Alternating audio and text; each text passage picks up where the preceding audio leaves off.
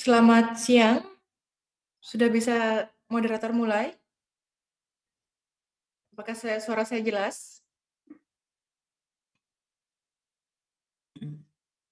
Baik. Ya, selamat pagi saya ucapkan kepada seluruh narasumber hari ini. Seperti perkenalan tadi, nama saya Jonathan Irene Sartika Dewi, akan membina sesi pemaparan narasumber dan juga tanya jawab. Yang akan saya mulai dengan masing-masing membacakan CV, lalu disambung dengan pemaparan, kemudian pembacaan CV lagi, kemudian pemaparan. Ketika ketiga pembicara telah melakukan pemaparan materinya hari ini secara berurutan, selama kurang lebih 15 hingga 20 menit untuk masing-masing, baru akan dilanjutkan dengan sesi tanya jawab di bagian paling akhir sekitar 45 menit atau menjelang jam 12 siang waktu Indonesia Tengah. Jadi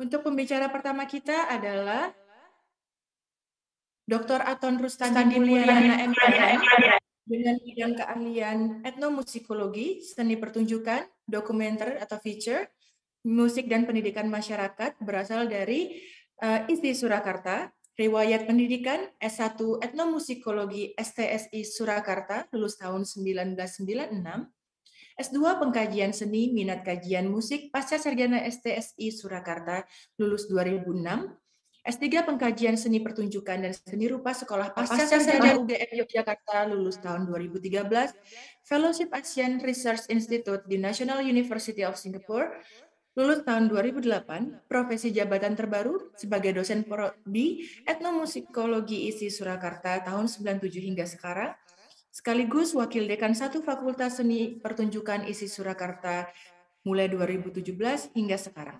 Terbitan terbaru diantaranya Art Expression of Lima Gunung Communities and Social Ritual in the Perspective of Ethnochoreology, Rule-Based Interactive Learning Application Model on How to Play Music Instrument, Kiprah dan Daya Tarik Bambang SP sebagai Maestro Karawitan Jawa Timuran.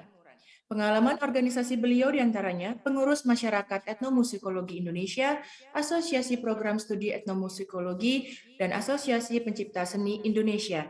Kepada Bapak Aton Rustandi, kami persilahkan untuk memaparkan materinya dengan waktu kurang lebih 15 hingga 20 menit, kemudian nanti saya akan melanjutkan dengan CV narasumber kedua. Silakan Bapak Aton. Terima kasih Ibu. Mohon izin share screen-nya dari panitia atau dari kami ya Bu sebelumnya? Kalau dari Bapak bisa, silakan. Di sini saya tidak bisa, kayaknya masih belum bisa. Oke, mohon kepada operator untuk diperbolehkan.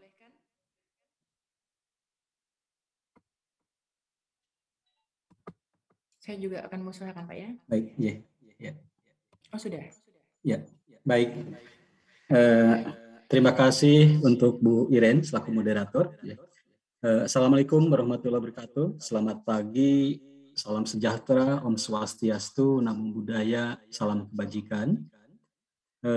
Sebelumnya mungkin saya perlu mengaturkan ucapan terima kasih kepada pimpinan universitas di lingkungan Universitas Mula Warman, Pak Rektor, Wakil Rektor, Pak Dekan, Wakil Dekan, maupun Koordinator Prodi, serta jajaran dosen-dosen dan panitia, serta mahasiswa umum, maupun juga kepada para pimpinan di lingkungan Provinsi Kalimantan Timur, dan juga para para pembicara, Romo Moko, kemudian juga Pak Dr. Nurdianto. Saya mencoba hari ini ingin membicarakan salah satu bagian dari tema besar dari Sesanti ini. Saya mengambil topik tentang adaptasi pelaku seni pertunjukan pasca pandemi. Sengaja saya mencoba memberi tanda kurung di dalam kata pasca. Dalam kata pandemi itu ada kata pascanya karena saya menganggap bahwa pandemi sampai sekarang masih berlangsung. Jadi saya mencoba data saya itu berdasarkan pada peristiwa yang sampai sekarang masih terjadi. Gitu kan. Nah, kalau kita melihat kembali kepada pandemi, misalnya, sebetulnya ini bukan barang baru, gitu kan? Secara peristilahan itu pandemi itu wabah, kita nama kita wabah atau sampar mungkin ya. Itu sebuah produk penyebaran pertumbuhan yang bisa dengan cepat dan tiba-tiba dan juga itu bisa mempengaruhi ke wilayah geografi yang luas. Gitu. WHO sendiri mengartikan pandemi kondisi populasi pada dunia yang berpotensi menjadikan jatuh atau sakit. Ya. Dan pandemi itu sendiri adalah wabah berjangkit secara bersama di mana-mana menyebar secara luas. Nah, bahkan WHO sendiri ketika kemarin saya searching membuka situsnya, ketika ada pertanyaan tentang kapan peristiwa ini bisa berakhir, tertulis di situ masih belum diketahui kapan itu bisa berakhir. Semua itu akan tergantung pada setiap sumbangan orang itu untuk menghentikan atau meredam penyebaran virus tersebut. Jadi dalam hal ini mengapa akhirnya saya memberi tanda kurung dalam konteks pascanya itu karena ini masih berlangsung, ini masih dibutuhkan kehati-hatian. Nah, di sisi lain kalau kita melihat aspek historis bahwa pandemi ini bukanlah hal baru gitu ya, dalam riwayat sejarah kehidupan dan seni pertunjukan di Indonesia maupun di dunia. Bukunya dari misalkan McNeil maupun Snowden itu menjelaskan sebetulnya mengenai pandemi dari awal-awal abad Masehi termasuk perkembangannya ketika mulai misalkan muncul revolusi industri sampai terkini banyak pandemi yang kita kenal termasuk di Indonesia misalkan bahwa ada jenis pandemi pes atau disebut dengan Black Death ada cacar, malaria, kolera, disentri, flu Rusia, Spanyol, Asia, Hong Kong, burung atau babi misalkan, SARS, Ebola, juga lain-lain. Yang salah satunya faktor-faktornya itu misalkan itu ternyata berasal dari kerusakan lingkungan akibat perlakuan manusia, termasuk interaksi antar manusia yang tidak yang mengabaikan misalkan unsur-unsur kesehatan atau kesinambungan keberlanjutan kehidupan, macam-macam. Nah, yang menarik dari catatan McNeil maupun Snowden itu bahwa ternyata wabah ini mempengaruhi sejarah dunia dan kita rasakan juga memang sampai sekarang. Demikian pula pada Snowden menyatakan bahwa jalan sejarah itu tidak bisa dilepaskan dari penyakit. Ini contoh-contoh misalkan studi yang dilakukan oleh Pak Sakro maupun Pak Atep mengenai flu Spanyol, kemudian mengenai cacar di Jawa Barat. Dan juga ini contoh terakhir misalkan bagaimana ketika seniman-seniman itu mulai misalkan harus divaksin COVID-19 ini. Di sisi lain, adaptasi sendiri secara umum itu menunjukkan bahwa pada prinsipnya itu merupakan mekanisme biologis. Jadi ada unsur-unsur bagaimana kita atau organisme itu akan menyesuaikan ketika ada perubahan yang terjadi di lingkungan maupun ada situasi yang baru. Intinya bahwa kita memang berusaha untuk melakukan proses penyesuaian baik secara individu maupun kelompok maupun unit sosial terhadap perubahan-perubahan yang terjadi. Apakah itu misalkan nantinya berhubungan dengan norma, proses perubahan atau kondisi yang diciptakan. Tujuannya tidak lain adalah mempertahankan eksistensi supaya tetap bisa bertahan dan hidup dari kondisi lingkungan yang berubah.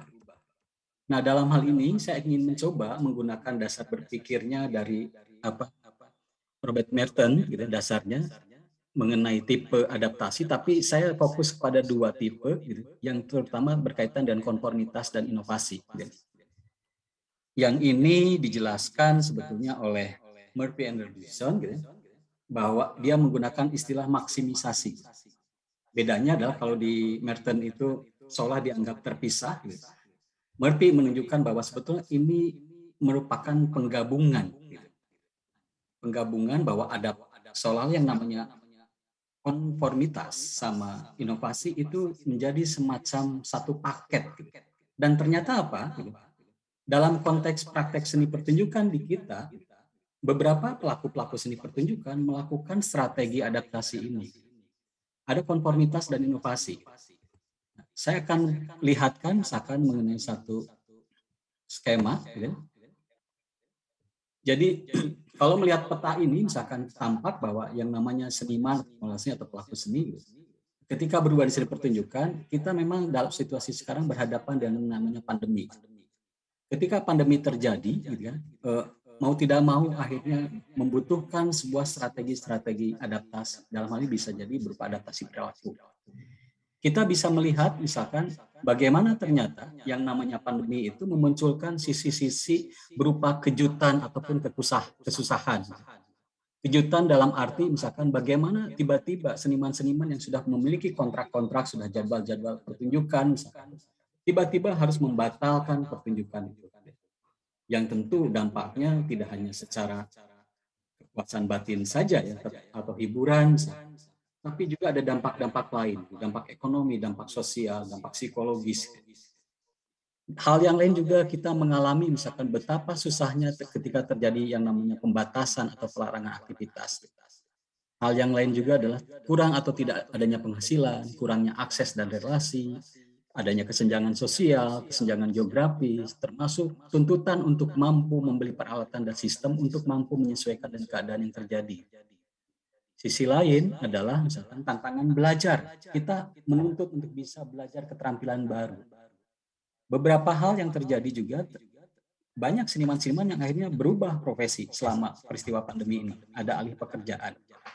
Nah, meskipun demikian, kita bisa melihat misalkan ternyata dalam pandemi ini memunculkan yang namanya hikmah. Gitu. Ada kesadaran yang akhirnya berupa ketahanan kreatif. Ini yang saya pinjam dari studinya Roy, gitu. Dan satu lagi, mohon maaf, di mana ditunjukkan misalkan bagaimana ketahanan kreatif itu muncul dalam bentuk seniman-seniman misalkan mulai memanfaatkan IT, mulai mengubah misalkan ruang pertunjukan ke dalam platform virtual, itu baik untuk pertunjukan, untuk festival, untuk sharing ide atau belajar. Masuk misalkan ada peluang-peluang ternyata akses itu bisa diperluas. Demikian pula kontrol terhadap akses itu. Juga kita apresiasi misalkan bagaimana dukungan pemerintah, kemudian lembaga-lembaga pada situasi pandemi ini, walaupun mungkin belum maksimal, ya, tapi kita apresiasi upaya-upaya itu. Hal yang lain yang muncul baru adalah beberapa lembaga-lembaga seni yang itu dari masa itu bermunculan. Misalkan di teater ada perkumpulan teater nasional, kemudian juga di musik kemarin misalkan selama pandemi ini tuh mulai muncul misalkan lembaga manajemen kolektif yang khusus menangani musik tradisi Nusantara. Di sisi lain, gitu kan, ada juga ternyata seniman-seniman yang akhirnya memanfaatkan teknologi ini, gitu, yang akhirnya memudahkan mereka memperoleh pendapatan, termasuk pengalaman dan pengetahuan baru, baik itu berhubungan dengan teknologi atau monetisasi dan juga lain-lainnya. Nah, saya ingin mencoba melihat dalam dua hal yang tadi saya bilang mengenai konformitas inovasi. Dalam sisi konformitas atau proses-proses kesesuaian atau penyesuaian, kita bisa melihat bagaimana seniman misalkan akhirnya muncul gitu adaptasi dengan teknologi fisik seperti kesadaran 3M. Gitu. Kemudian juga misalkan mau tidak mau seniman juga misalkan mulai berkenalan dengan rapid, dengan antigen, dengan swab atau PCR, gitu kan, yang sebetulnya itu hal baru mungkin untuk kita ini, gitu. Tapi akhirnya kita menjadi terbiasa dengan itu. Di sisi lain juga adaptasi terhadap pola interaksi. Kita mulai mengenai misalkan jarak, hubungan jarak, atau termasuk seperti ini realitas virtual yang kita alami, gitu, yang berhubungan dengan alih ruang, jaraknya. Juga ada proses-proses penyesuaian waktu. Sementara di sisi inovasi, misalkan kita bisa melihat misalnya bagaimana teknologi media baru itu dimanfaatkan. Kemudian ada pendekatan seni yang mereka menggabungkan itu yang menjadi sebuah inovasi baru, gitu. Termasuk tata kelola seni pertunjukan, gitu. Mulai dikenal tiket digital, gitu.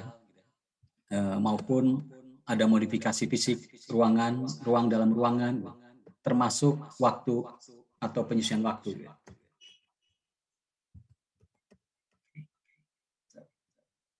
Mohon maaf, ini macet. Oke. Ya, ini saya akan ambil contoh kasus-kasus misalkan yang namanya konformitas. Gitu. Jadi kita bisa melihat dari satu misalkan tokoh dalang Pak Purbo Asmoro itu yang ada di Surakarta. Gitu. Walaupun sebetulnya proses pemindahan atau pengalihan dia ke dalam ruang virtual itu sebenarnya sudah ada dilakukan sebelum pandemi, tapi saat pandemi itu menjadi dominan. Gitu. Dia membuat beberapa program-program misalkan tentang live streaming. Gitu. Termasuk juga ada sarana edukasi lain, gitu. Bagaimana menghadirkan tokoh, wawancara, gitu. Kemudian juga kita lihat di balik prosesnya, misalkan, ini akhirnya yang dulunya tidak terbiasa, tapi ada orang di balik produksi, gitu, yang untuk menjaga gawang dalam streaming ini. Di sisi lain juga ada pola pertunjukan yang ternyata sekarang misalkan, harga bayaran panggung itu relatif menjadi lebih murah. Gitu. Ketika ditampilkan secara streaming, gitu, akhirnya mereka bisa pesan, tapi tempat pertunjukan tidak lagi di tempat penanggap, tapi di tempat rumah dalang. Kasus tari, misalkan kita bisa melihat bagaimana Dewan Kesenian Jakarta, misalkan, mulai menggagas tentang saweran online. Yang ini dipakai, misalkan, untuk membantu teman-teman yang terkena dampak. Kemudian pola-pola yang lain, gitu, penyusunan-penyusunan lain di tari ini ada di stand parade. Gitu. Jadi bagaimana akhirnya mereka semacam menampilkan karya-karya mereka secara streaming, gitu. Tapi mereka juga bercerita tentang apa yang mereka hadapi dengan pandemi. Gitu. Festival Tari Semarangan bisa menunjukkan bahwa bagaimana akhirnya pemerintah juga masuk ke situ, gitu, menyatakan memberi semangat kepada seniman dengan tagline misalnya kami masih ada. Misalnya. Hal yang lain kita bisa lihat juga misalkan di dalam musik.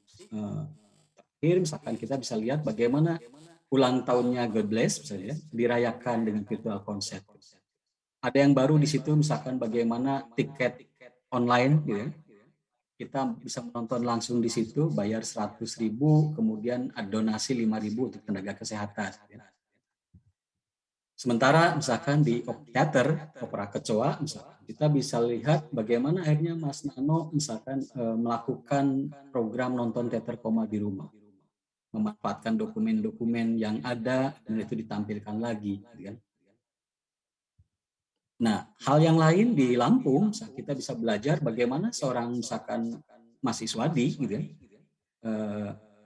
akhirnya juga mengubah strategi-strategi misalkan tentang teater, salah satunya termasuk belajar teater dan memanfaatkan online. Gitu. Model-model di sini monolog ternyata menjadi hadir di pola-polanya. Gitu. Di sisi inovasi, misalkan kita bisa melihat bagaimana teman-teman di Jogja, misalkan yang didorong oleh Mas Bondan, misalkan, mencetuskan misalkan yang namanya sineprak, misalkan. Sinematografi ketoprak. Jadi bagaimana ketoprak itu akhirnya diaktualkan, gitu, memanfaatkan teknologi virtual, termasuk pendekatan sinema, yang akhirnya itu menjadi berbeda dari sinema ketoprak yang sebelumnya. Hal yang lain juga misalkan dalam musik kita bisa melihat misalkan di Jakarta, gitu, salah seorang I.O. atau pengelola event misalkan ya Mas Doni Hardono misalnya mencoba mengubah pola pertunjukan langsung dengan konser 7 ruang misalnya. Di mana di situ dia mengubah ruang-ruang studio itu menjadi ruang-ruang per instrumen dan disitulah orang tampil. Ini tampak misalkan bagaimana pola konser 7 ruang dan ini sampai sekarang masih terus, gitu. Masih jalan terus. Tadi teater koma juga misalkan melakukan digitalisasi teater koma, gitu.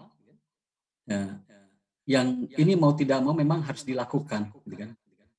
Kemudian juga di Bali misalkan kita bisa melihat bagaimana sebetulnya misalkan ada yang namanya wayang cengblong, gitu, yang mencoba mereka menginovasi sebuah pertunjukan wayang, gitu, yang dikemas atau disesuaikan dengan bahasa sekarang, diambil dua tokoh, Cheng dan Long ini, persoalan tentang kontras, tapi disitulah nilai-nilai tentang edukasi, tentang pesan-pesan itu bisa disampaikan, termasuk misalkan tema-tema mengenai yang berhubungan dengan pandemi, misalkan tentang obral masker, tentang munculnya peluang-peluang bisnis, gitu kan, termasuk juga misalkan akhirnya hoax tentang misalkan virus corona itu sendiri. Kasus lain sebenarnya kalau kita mau melihat keluar, misalkan ternyata misalkan kayak di Amerika, ini terjadi misalnya dalam konteks seni pertunjukan misalkan ada beberapa perubahan misalkan. Dalam hal ini konfigurasi ulang tempat duduk dan ruang pertunjukan, gitu. Kemudian ada pemasangan sistem filtrasi, gitu, pembagian pleksigas termasuk set pembersih tangan, gitu. Adopsi protokol COVID, gitu kan. Kemudian pengamanan ruang termasuk identifikasi solusi teknologi. Memang ini sebetulnya dalam arti solusi kreatif yang mungkin belum bisa maksimum ya, tapi tetap harus dilakukan selama pandemi ini masih berlangsung. Saya kira mungkin itu saja dulu pemaparan dari saya. Terima kasih. Waktu saya kembalikan kepada moderator. Terima kasih Pak Aton Rustadi Mulyana yang sudah memberikan kita gambaran mengenai bagaimana kita berkompromi ya, melalui konformitas dan inovasi yang tetap melanggengkan praktek seni dan kebudayaan melalui inovasi-inovasi tentunya dengan percepatan kita untuk mempelajari teknologi terkini yang bisa menunjang seni pertunjukan dan promosi kebudayaan. Baik, saya akan lanjutkan dengan membacakan CV narasumber kita yang kedua, yaitu Dr. Johannes Haryatmoko, SJ, dari Universitas Sanata Dharma, bidang keahlian filsafat, teologi, antropologi, etika, dan kajian wacana kritis, riwayat pendidikan, Sekolah Tinggi Filsafat Driarkara, lulus pada 1984, belajar teologi di Brussels, Belgia pada tahun 85 hingga tahun 90, S2 dan S3 bidang antropologi dan sejarah agama-agama Universitas Sorbonne Paris, Prancis, S3 etika politik di Institut Katolik de Paris, Prancis, International Visiting Fellow di Georgetown University, Washington DC, USA dalam riset Public Ethics pada tahun 2010 hingga 2011. Profesi jabatan sejak 2007 merupakan pengajar filsafat dan etika bisnis di Universitas Sanata Dharma. Sejak 2007 pula rutin menjadi pengajar tamu di Pasca Sarjana FIB Universitas Indonesia. Sejak 2015 menjadi pengajar etika publik S3 Perguruan Tinggi Ilmu Kepolisian. Juga kerap menjadi pengajar tamu diantaranya di Kajian Budaya dan Media UGM, Pasca Sarjana FISIP UI, Pasca Sarjana UIN Sunan Kalijaga, dan Lemhanas. Sejak tahun 2020, beliau menjadi anggota Akademi Ilmu Pengetahuan Indonesia, Komisi Kebudayaan. Buku terbitan diantaranya Etika Politik dan Kekuasaan, Etika Komunikasi, Dominasi Penuh Muslihat Akar Kekerasan dan Diskriminasi, Etika Publik untuk Integritas Pejabat Publik dan Politisi, Le Statut L'épistémologique de l'enseignement social de l'Église, membongkar rezim kepastian pemikiran kritis poststrukturalis, analisa wacana kritis landasan teori metodologi dan penerapan, etika pendidikan, serta yang terbaru adalah Jalan Baru Kepemimpinan dan Pendidikan, Jawaban Atas Tantangan Disrupsi Inovatif. Kemudian saya punya yang ini, ini yang terbaru. Ya. Kepada Romo Moko, akrabnya dipanggil begitu, dipersilakan untuk share screen dan mempersembahkan materinya. Waktu 15 hingga 20 menit. Terima kasih. Silakan Romo. Bisa dianu dulu? Ya, oke.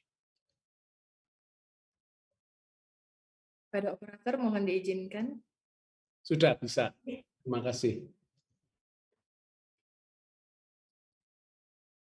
Yang saya hormati Bapak Rektor, Bapak Dekan, dan para pejabat struktural, selamat pagi. Saya ingin membahas mengenai analisis wacana kritis yang sebetulnya sudah beberapa kali kami presentasikan dan sudah kami tulis dalam buku. Urutan presentasi saya kurang lebih demikian. Ya, apa definisinya? Pentingnya analisa wacana kritis, apa arti kritis dan mengapa disebut konstruktivis, lalu pengertian wacana sebagai praksis sosial, lalu objek tujuannya, dan yang terpenting nomor 5-6 ini yang banyak di universitas diajarkan secara keliru. 3 dimensi analisis wacana kritis itu bukan langkah. Jadi di setiap langkah, 4 langkah analisis wacana kritis, setiap langkahnya sering mengandung 3 dimensi analisa wacana kritis. Yang orang sering banyak saya menjumpai mahasiswa S2, S3 yang membuat analisis wacana kritis mengira 3 dimensi itu sebagai langkah. Maka di sini saya untuk menjelaskannya bahwa ini bukan langkah, tetapi berbeda. Jadi intinya apa sebetulnya dalam analisa wacana kritis, yaitu di sini merupakan ini yang kombinasi antara mikro dan makro. Yang mikro itu linguistik dan makronya ilmu-ilmu sosial. Ya, bagaimana nanti orang sering mengaitkan dengan semacam sosiolinguistik, tetapi sebetulnya di sini nanti bedanya sangat kuat, sangat nyata. Jadi sebetulnya sebagai ilmu, sebagai teori ini masih cukup muda. Ya, tahun 1991 para pionirnya yaitu Van Dijk, Verklo, Gunter Grass, Van Leeuwen dan Woodbeck itu berkumpul bersama di Universitas Amsterdam. Metodologi mereka masing-masing berbeda, tetapi mereka setuju terhadap 3 prinsip di bawah ini. Ya, 3 prinsip ini mereka setuju bahwa semua pendekatan berorientasi pada masalah sosial, maka menuntut pendekatan lintas ilmu. Keprihatinan utama adalah apa? Mendemistifikasi ideologi dan kekuasaan melalui penelitian sistematik data semiotik, bahasa. Dan yang ketiga selalu reflektif. Asumsinya apa? Asumsinya bahwa bahasa itu tidak netral. Bahwa di balik bahasa sudah mengandung ideologi. Dan bahasa bukan hanya sekedar alat komunikasi, tetapi bahasa biasa digunakan menjadi instrumen kekuasaan atau strategi kekuasaan. Maka nanti akan menarik kalau tadi ajakan Bapak Rektor untuk meneliti tentang bahasa yang mulai punah, karena apa? 3 lapis budaya yang diperkenalkan oleh Schein itu saya kira menarik. Yang di paling atas itu artefaks, yang kedua itu adalah nilai-nilai, yang ketiga asumsi atau keyakinan yang mendasarinya. Bagaimana kalau salah suatu bahasa itu sampai punah, apakah aspek 3 dimensinya itu yang juga semakin menghilang? Nah, kalau itu yang semakin menghilang, itu yang saya kira yang menjadi berbahaya, mengapa penting perlu penelitian. Disinilah pentingnya untuk menggarisbawahi bahwa bahasa, di balik bahasa ada nilai, di balik bahasa ada kepentingan, di balik bahasa ada ideologi. Lalu itu menjadi sangat penting untuk dilihat. Nah, ini yang sering orang linguistik sering menyalah nafsirkan bahwa bedanya antara analisis wacana dan analisis wacana kritis. Pada analisis wacana itu mereka mempunyai apa yang disebut klaim atau pendakuan, seakan-akan bahwa bahasa itu hanya melulu deskripsi fakta dan mempunyai ambisi bebas nilai. Sedangkan analisis wacana kritis mengatakan bahwa penelitian bahasa pun dalam arti tertentu di AWK ini tidak lagi netral, ya, selalu subjek yang meneliti terlibat. Perbedaan kritisnya di mana? Di nomor 3 yang kanan. Saya tidak akan menyebut semua. Kalau di analisis wacana yang tidak melibatkan ilmu sosial, teori-teori sosial, itu dalam arti tertentu untuk memberdayakan bentuk-bentuk kehidupan sosial agar bisa bekerja lebih efektif melalui bahasa. Sedangkan kalau analisis wacana kritis itu mau membongkar bentuk-bentuk dominasi yang disembunyikan dan juga mencairkan ideologi di balik bahasa. Itu yang tidak terdapat di dalam critical yang di dalam analisis wacana atau discourse analisis. Mengapa perlu analisis wacana kritis? Ini ada masalah, yaitu karena bahasa digunakan untuk berbagai fungsi. Bahasa sekaligus dikonstruksi dan mengonstruksi. Fenomena yang sama bisa dideskripsikan dengan beragam cara. Dan yang penting nomor 4, bahasa itu selalu ada retorika, manipulasi, dan penyesatan. Maka analisis wacana kritis menjadi sangat penting, karena ternyata praksis sosial itu sesuatu yang tidak netral, ya, selalu sudah membawa kepentingan dan ideologi.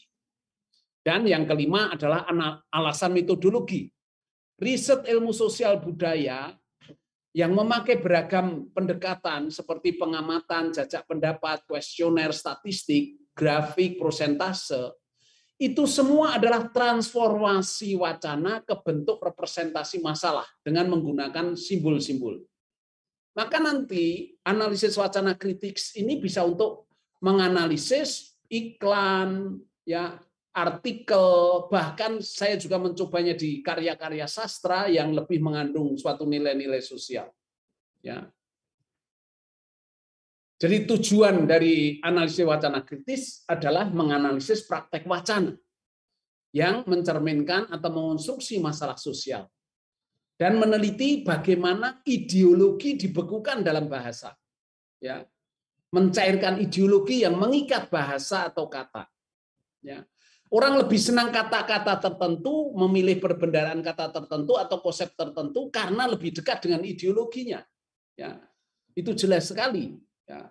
Saya minta maaf, contoh yang dalam bahasa Inggris itu yang banyak dikritik itu, ya, maaf, itu kalau ada perempuan yang tidur dengan banyak lelaki disebut slut, pelacur. Tetapi kalau laki-laki yang tidur dengan banyak perempuan disebut stud, kuda pejantan. Jadi yang satu lebih pejoratif, yang satu seakan-akan membanggakan. Padahal perilakunya sama. Nah, itu sangat ideologis. Ya, nanti penggunaan-penggunaan itu menjadi sangat penting dikritisi. Nah, konstruksi itu memberi makna. Jadi bahasa itu selalu mengonstruksi makna sosial. Cerita peristiwa itu dibangun dari sumber bahasa. Konstruksi mengandaikan seleksi. Ya. Jadi cerita atau konsep itu kita sering tidak sadar, itu mengonstruksi realitas. Apalagi nanti kalau yang berbicara memiliki apa yang disebut kapital simbolik, ya, pengakuan sosial yang baik dilembagakan maupun tidak. Entah dia pemimpin pemuka agama, pemuka masyarakat, atau dia pejabat publik, dan sebagainya. Itu akan berpengaruh sekali. Nah, ini saya hanya mau mengatakan ini sebetulnya mengapa pengaruh bahasa dari Michel critical analisis wacana kritik, pengaruhnya dari Michel Foucault sangat kuat ketika dikatakan wacana adalah praksis sosial. Jadi kalau kita tahu baru wacana, bukan, wacana itu sudah merupakan tindakan.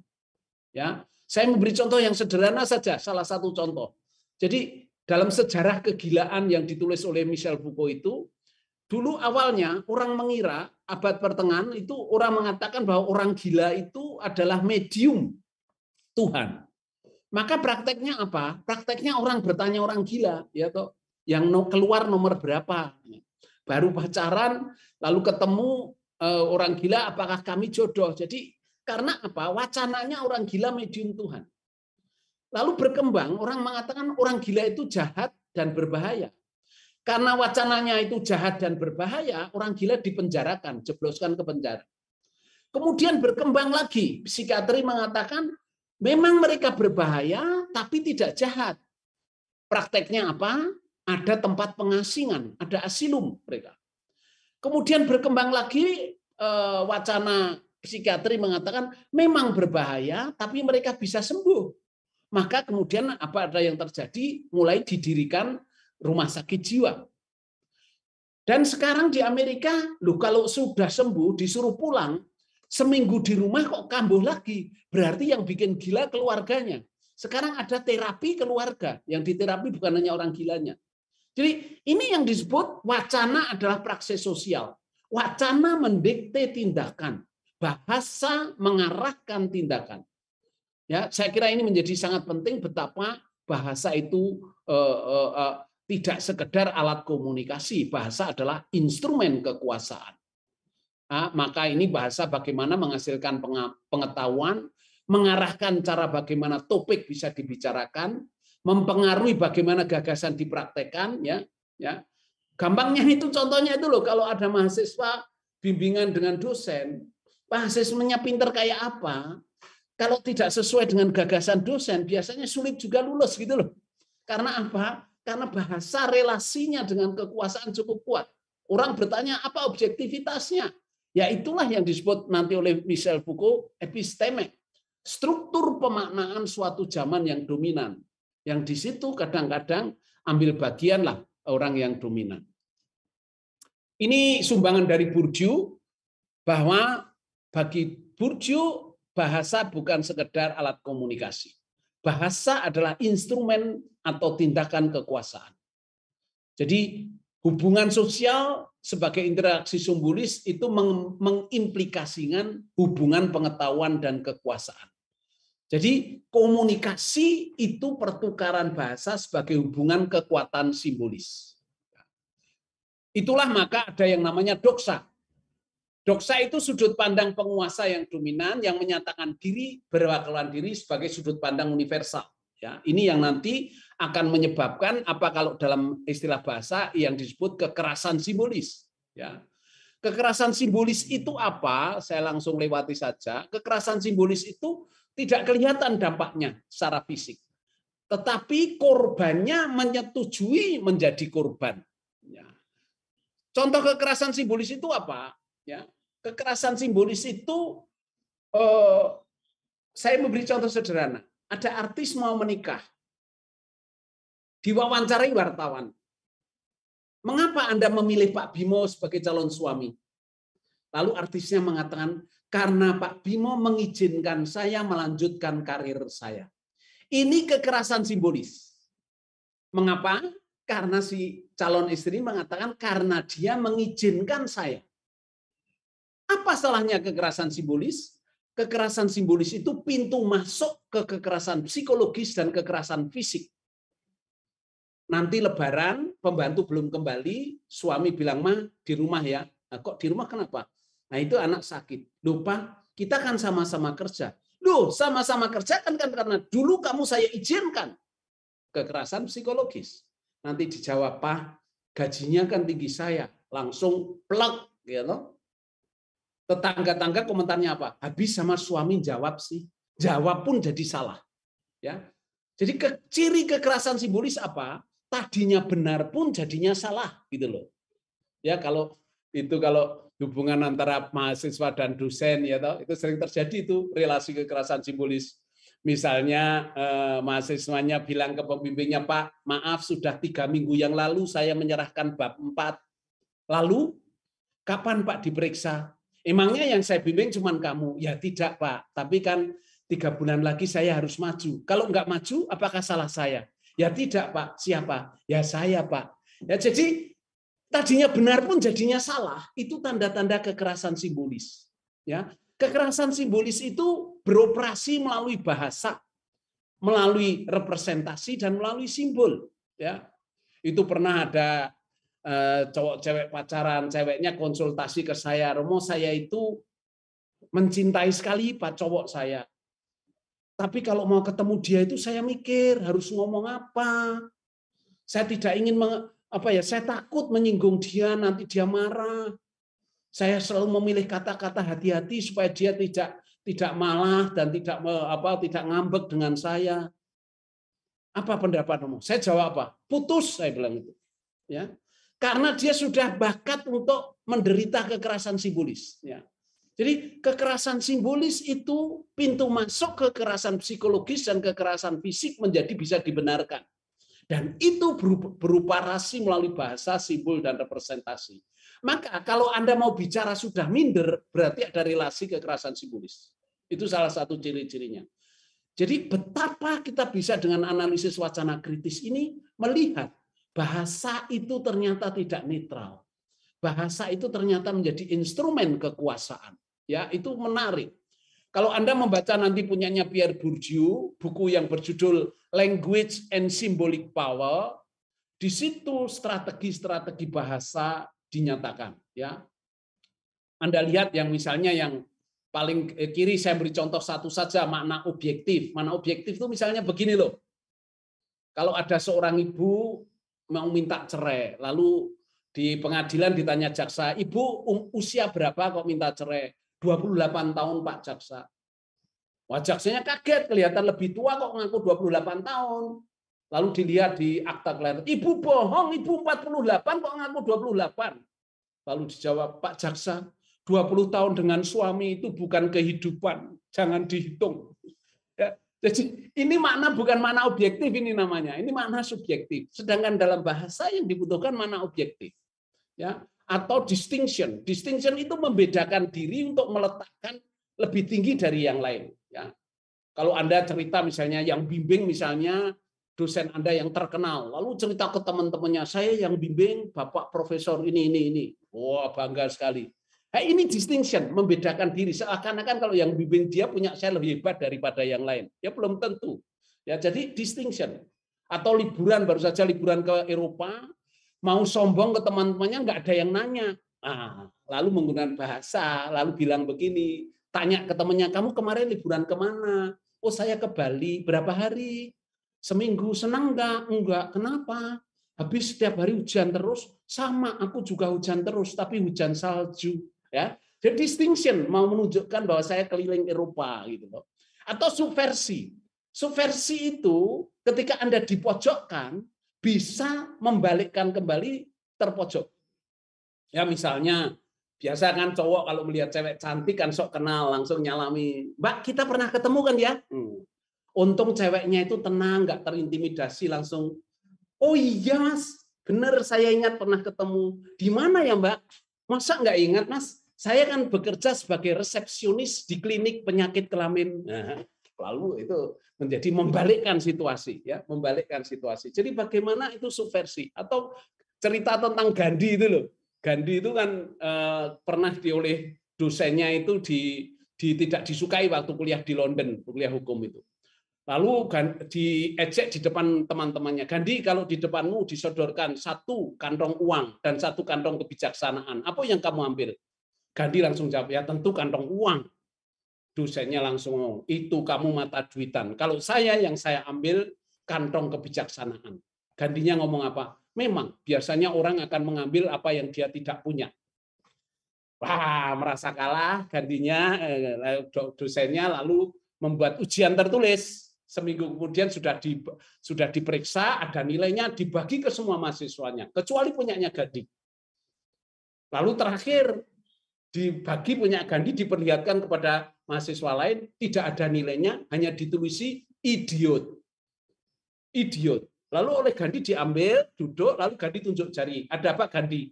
"Maaf Prof, kok punya saya belum ada nilainya? Kok yang ada hanya tanda tangan Prof?"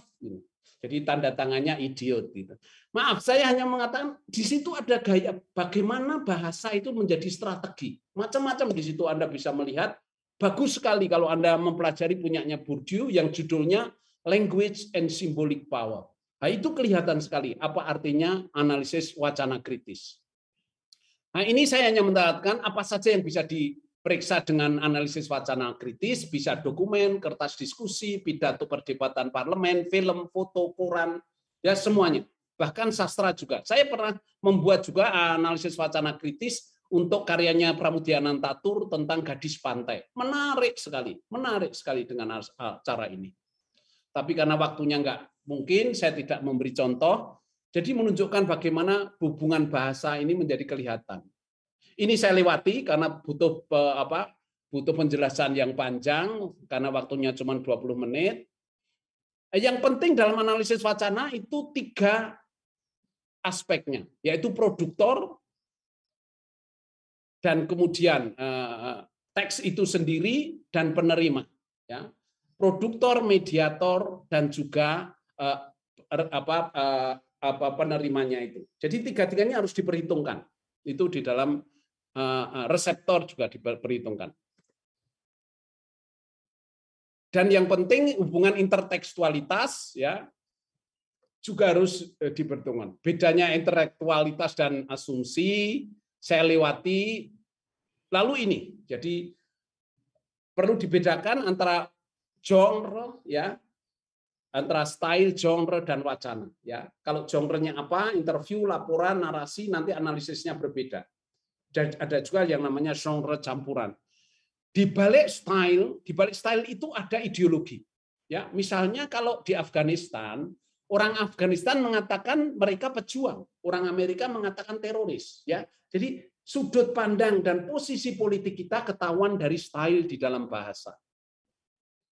Lalu konteks itu ada konteks lokal, konteks global. Saya langsung ingin masuk ke 3 dimensi. Ini yang sering keliru ditafsirkan.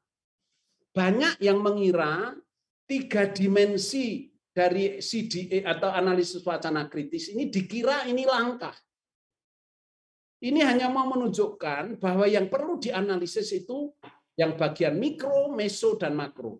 Mikronya itu adalah yang terkait dengan biasanya linguistiknya, teksnya, kata-katanya, metaforanya, perbendaraannya, tata bahasanya, itu yang dimensi teks. Sedangkan dimensi praktek diskursif yang meso itu ketika kita sudah mulai menafsirkan dan mulai menghubungkan dengan teks yang lain. Sedangkan praktek sosiobudaya ketika kita sudah mulai menganalisis, ketika data-data linguistik itu sudah kita gunakan, sudah kita masukkan di dalam menjadi data-data ilmiah berkat bantuan suatu teori sosial. Ya, ini dimensi, jangan dianggap sebagai langkah. Ya, ini dimensi-dimensinya. Apa saja arti dari dimensi-dimensi itu. Nah, yang bedanya dengan ini, nanti Anda bisa melihat apa itu bedanya konteks dan koteks. Saya tidak akan menjelaskan, waktunya tidak cukup. Ini yang disebut langkah. Ini baru ada dibuat secara jelas oleh misalnya oleh Norman Fairclough dalam bukunya yang terbit 2010. Banyak orang yang menggunakan yang 1995. Itu yang banyak mengira yang 3 dimensi mengira itu sebagai langkah. Jadi langkahnya ini fokus pada ketidakberesan sosial. Ketidakberesan sosial itu misalnya ketidakadilan dan sebagainya. Mengidentifikasi hambatan, apakah tatanan sosial membutuhkan ketidakberesan sosial, dan mengidentifikasi cara mungkin untuk mengatasi hambatan. Ini adalah kelebihan dari analisis wacana kritis, bukan hanya mengkritisi kesenjangan, ketidakadilan, diskriminasi, bias gender, bukan hanya mengkritisi itu, tapi juga dituntut untuk memberi alternatif pemecahannya bagaimana. Ya, itu yang menarik bagi. Bedanya dengan teori kritis. Jadi inilah langkah-langkahnya, pilih topik dan harus menguasai teori sosial.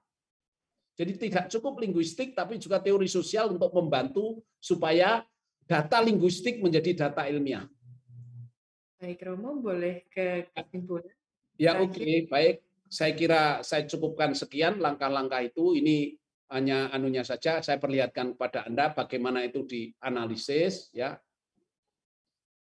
Oke, sekian. Terima kasih. Baik, terima kasih sekali kepada Romo Johannes Haripoko. Saya berharap masih banyak waktu lagi lebih untuk menyelesaikan semua slide Romo yang sangat berharga. Sedikit kesimpulan bahwa kita harus memperkaya wawasan kita ketika kita bekerja di sebuah kajian bahasa, ya tidak hanya lagi sekedar bersifat deskriptif, tapi juga untuk menggali bahwa di balik bahasa itu adalah sebuah instrumen kekuasaan, ya. Dengan demikian kita juga sebagai peneliti meningkatkan kesadaran atas deteksi masalah, kemudian menyadari adanya wacana sebagai praksis sosial, dan itu juga bisa sangat diaplikasikan ke berbagai macam teks sehingga kita dapat memperluas ranah kajian kita, dan juga tentunya pentingnya keseimbangan antara kekuatan teori linguistik yang deskriptif dan didukung dengan teori sosial yang menunjang interpretasi dan analisa kita, dan juga sebagai bagian dari metode analisa wacana kritis.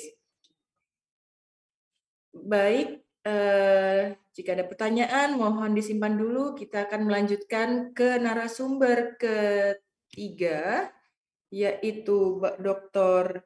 Redianto M. Hum. Saya akan share screen. Ya. Selamat datang kepada Dr. Redianto Nur M. Hum dari Universitas Ponorogo. Bidang keahlian beliau ialah sastra Indonesia, stilistika, dan tentunya semiotika.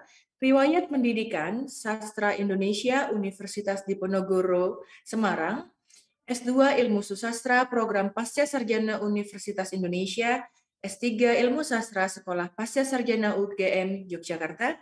Profesi jabatan, dosen Fakultas Ilmu Budaya Universitas Diponegoro, Dekan Fakultas Ilmu Budaya Universitas Diponegoro, Direktur LPP SDKU Universitas Diponegoro hingga 2024 nanti. Kemudian buku terbitan diantaranya Perempuan Idaman Novel Indonesia, Erotik dan Narsistik, Pengantar Pengkajian Sastra, serta Bahasa Indonesia untuk Perguruan Tinggi. Kepada Dr. Redianto Nur M. Hum dipersilakan mempersembahkan materinya. Semoga kita bisa mendapatkan masukan yang berguna melengkapi kedua pembicara sebelumnya. Waktu 15 hingga 20 menit. Terima kasih. Terima kasih Mbak Yonatan. Assalamualaikum warahmatullahi wabarakatuh. Selamat pagi, salam sejahtera bagi kita semua. Yang saya hormati Bapak Rektor Universitas Mula Warman dengan seluruh pimpinan, juga yang saya hormati Dekan Fakultas Ilmu Budaya Universitas Mula Warman dan segenap jajarannya, serta yang saya hormati pula para narasumber, Romo Haryat Moko, yang dulu pernah mengajar saya di Universitas Indonesia, kira-kira tahun 90-an, Romo. Ya. Kemudian juga Mas Anton, yang saya hormati, serta seluruh peserta yang hadir pada kegiatan Seminar Nasional Sesanti yang diselenggarakan oleh Fakultas Ilmu Budaya Universitas Mula Marwan. Saya mohon dibantu untuk share screen, dan sebelumnya saya juga perlu saya sampaikan permintaan maaf bahwa karena saya dari kampus dan kebetulan pada saat yang sama koneksi jaringan banyak dimanfaatkan oleh mahasiswa karena sudah mulai luring meskipun dengan beberapa persyaratan, sehingga barangkali nanti jaringan koneksi tidak begitu stabil. Ya. Baik, Mbak Yonatan, saya minta bantuan untuk share screen. Ya.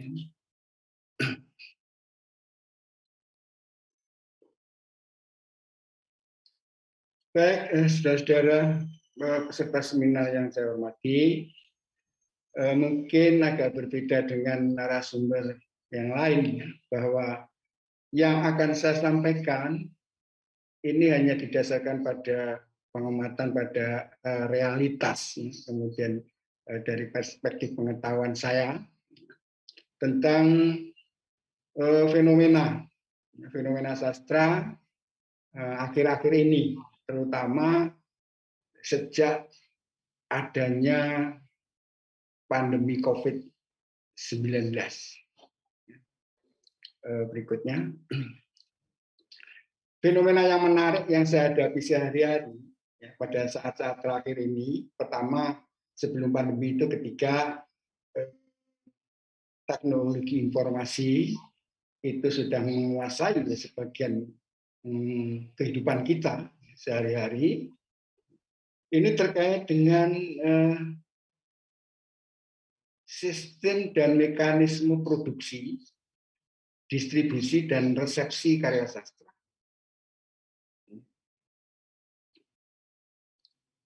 Mau dilanjutkan ke slide berikutnya ya, slide yang kedua.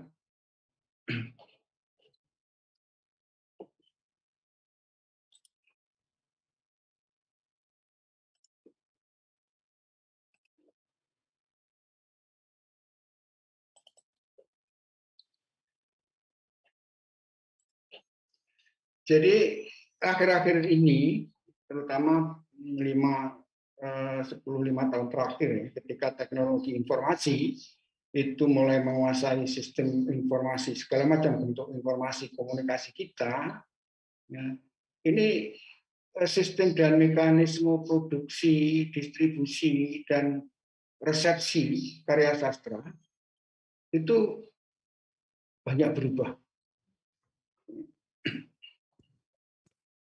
Apalagi ditambah kemudian dengan adanya transformasi budaya. Kemudian yang terakhir, pandemi COVID-19. Soal produksi misalnya, ketika teknologi informasi datang, memberikan keleluasaan bagi produksi, distribusi, dan resepsi sastra, dari segi pengarang pun, terjadi perubahan-perubahan yang sangat besar ketika menciptakan karya sastra.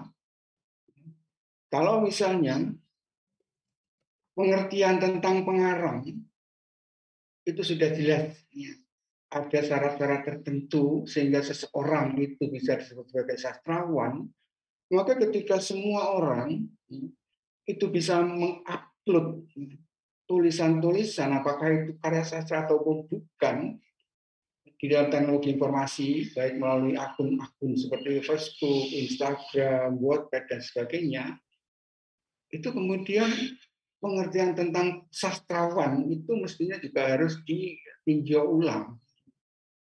Sehingga apakah sastrawan itu harus orang yang menciptakan, menulis karya sastra, kemudian mempublikasikannya melalui media massa, apakah itu koran, majalah, atau penerbit buku-buku sastra, yang tentu saja di dalam proses itu ada hegemoni. Apakah itu hegemoni redaksi, polisi redaksi dari media massa, atau penerbit buku.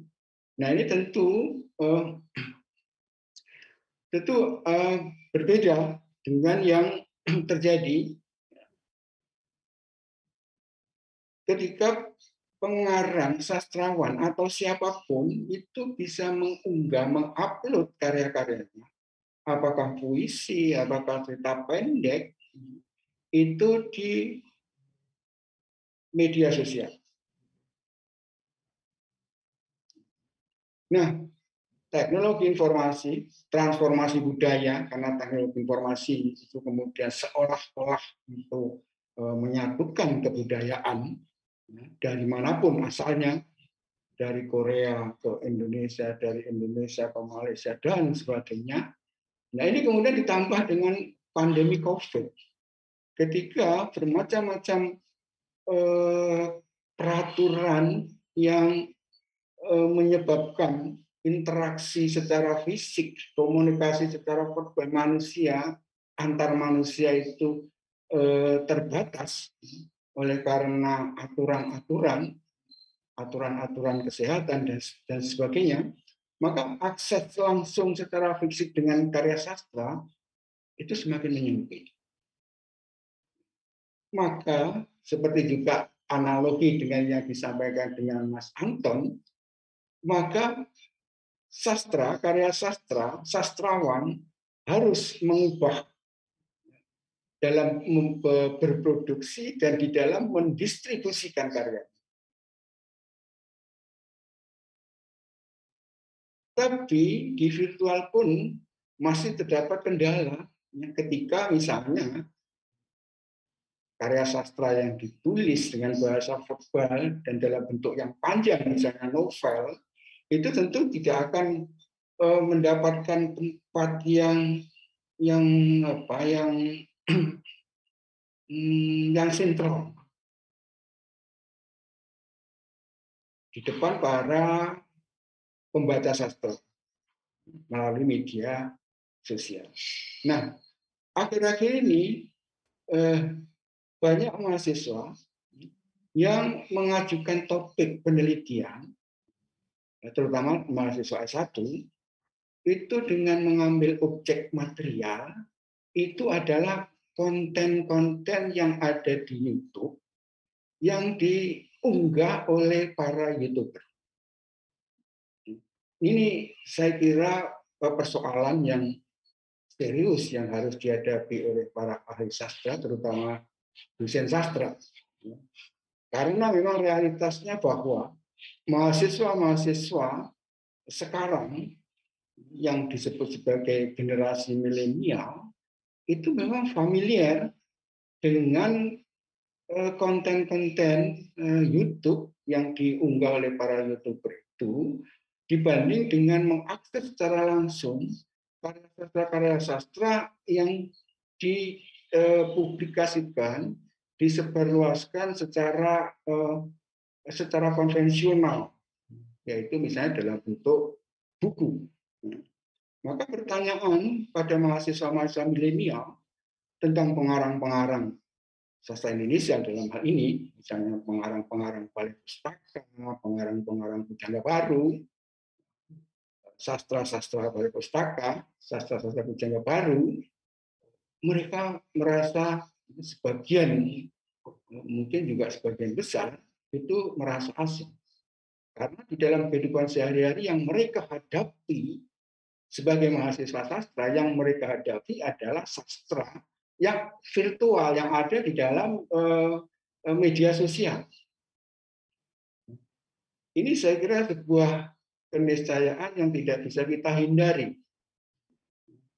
Apakah kita kemudian akan seperti yang disampaikan oleh Romo Haryatmoko, sebagai dosen kita akan menggunakan bahasa simbolik, kekuasaan simbolik, mengatakan bahwa itu bukan sastra.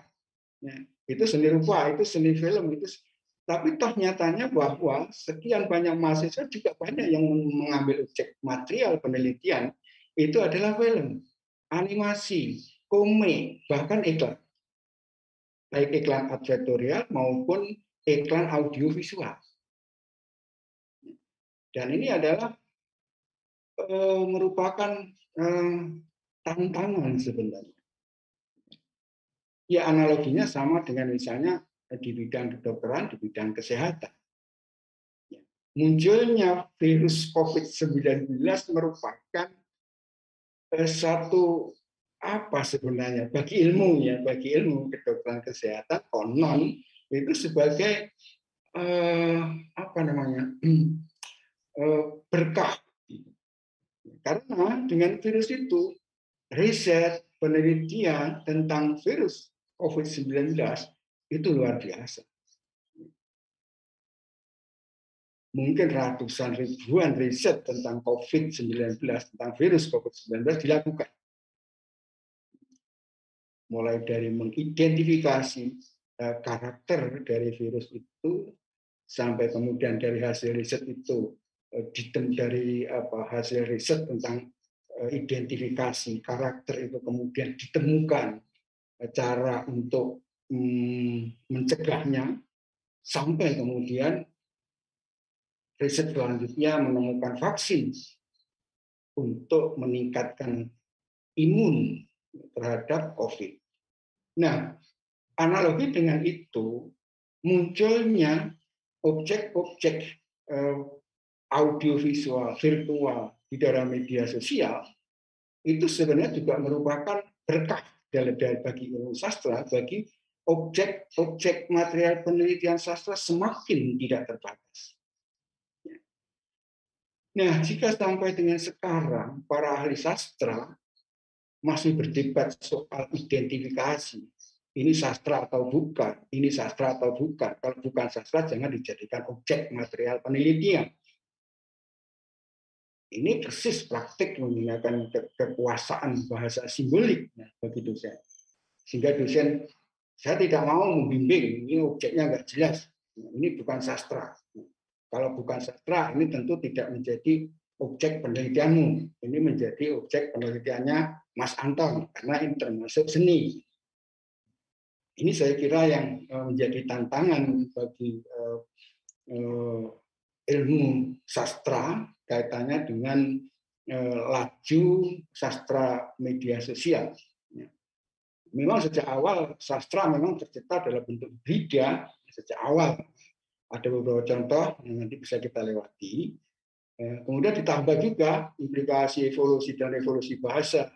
Nah, itu menjadikan sastra semakin hibrid. Saya ambil contoh misalnya novel teen lit atau siklik Amerika misalnya. Kemudian jika dibandingkan dengan novel siklik teen lit di Indonesia, itu sudah tidak ada, hampir ya atau nyaris tidak dapat dibedakan lagi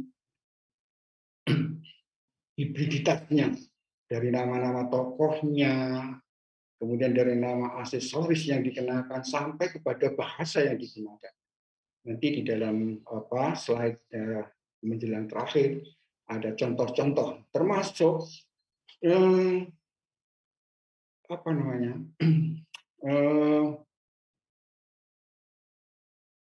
fitur yang disediakan oleh teknologi informasi, misalnya jenis huruf misalnya. Kita lihat misalnya sejak awal ya huruf Latin, kemudian huruf kalau di Indonesia ada huruf Jawa dan seterusnya. Maka kalau kita membuka komputer itu sekarang jenis huruf itu kan jumlahnya sudah sangat besar dan orang bebas untuk memilih huruf mana yang menurut keinginan dan itu bisa mengekspresikan gagasan-gagasan melalui karya-karya sastra yang diciptakannya. Ini bisa dilihat ya, di dalam novel-novel teen lit, bahkan bahasa-bahasa medsos itu menjadi cakapan di dalam novel-novel teen lit. Nah, saya menyebut bahwa teknologi informasi ditambah dengan pandemi ini menjadikan sastra itu semakin merdeka. Artinya merdeka itu di dalam sistem dan mekanisme produksi, di dalam sistem dan mekanisme distribusi, penyebar luasan karya-karya itu, sekaligus juga resepsi oleh pembaca. Ya. Untuk menikmati karya sastra kan kita tidak perlu lagi harus datang ke toko buku, datang ke perpustakaan, kemudian membeli dengan uang dan seterusnya. Ya semua tergantung pada syarat-syarat yang ada atau kaidah-kaidah teknologi yang ada. Misalnya kalau teknologi informasi, internet misalnya, untuk membuat akun misalnya sebagai wadah untuk mendistribusikan karya sastra yang diciptakannya, itu tentu hanya dibutuhkan syarat-syarat sesuai dengan kepentingan teknologi. Misalnya harus punya email dulu, ya punya hardware-nya dulu, punya handphone atau punya laptop, kemudian punya email, dan sebenarnya mereka sudah merdeka untuk membuat akun dan merdeka pula untuk mengupload, mengunggah tanpa ada misalnya editor. Misalnya. Pertanyaan kita kan apa hegemoni yang menyebabkan karya sastra itu tidak bisa atau sulit untuk diupload di dalam media sosial sebagaimana oleh media massa cetak misalnya. Hegemoni penyuntingan polisi redaktur dari media massa sekarang nyaris sudah tidak ada lagi, sehingga saya sebutkan di dalam slide terakhir,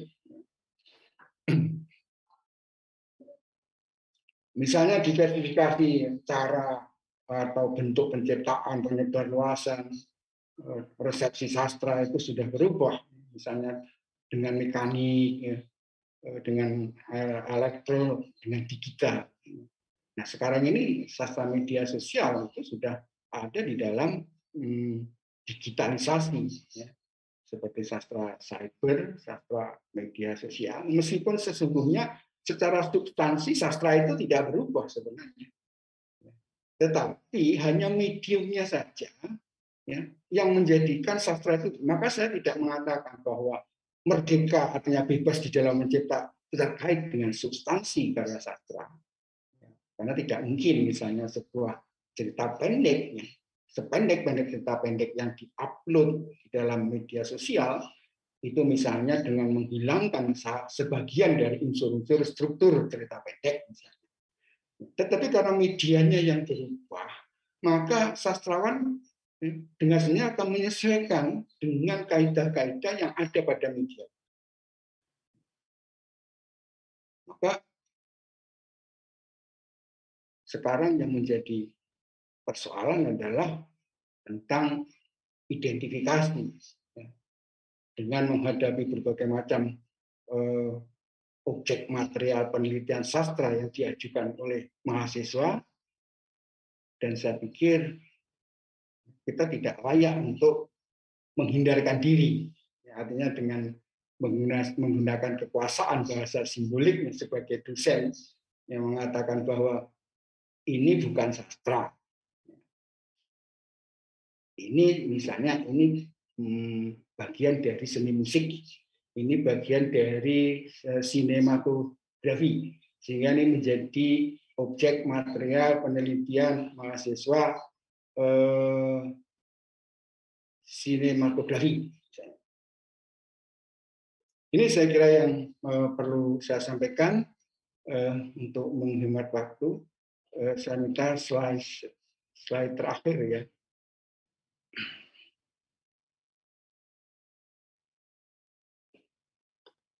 Lanjut.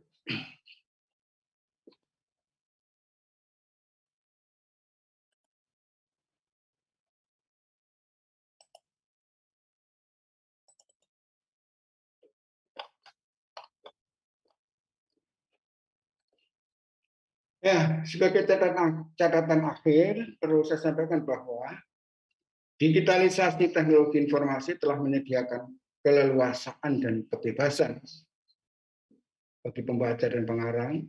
Pembaca mempunyai keleluasaan dan kebebasan mengkonsumsi bahan bacaan, termasuk sastra, dan segala macam informasi tanpa syarat. Selanjutnya mengkomunikasinya kepada pembaca lain dengan keleluasaan dan kebebasan tanpa syarat pula. Maka lahirlah sastra media sosial yang hibriditasnya semakin lama semakin tinggi, sehingga wujud sastra secara visual dan secara substansial telah berubah, meskipun perubahan secara substansial tidak begitu besar, tetapi di dalam proses produksi, distribusi, dan resepsi itu yang terjadi. Sehingga sudah tidak saatnya ketika kita para ahli sastra itu masih berdebat persoalan identitas karya sastra atau bukan. Sebab yang dihadapi oleh mahasiswa sekarang, mahasiswa milenial, itu adalah sastra media sosial. Sekian, terima kasih. Assalamualaikum warahmatullahi wabarakatuh. Terima kasih Bapak Radianto Nur dari Universitas Ponorogo.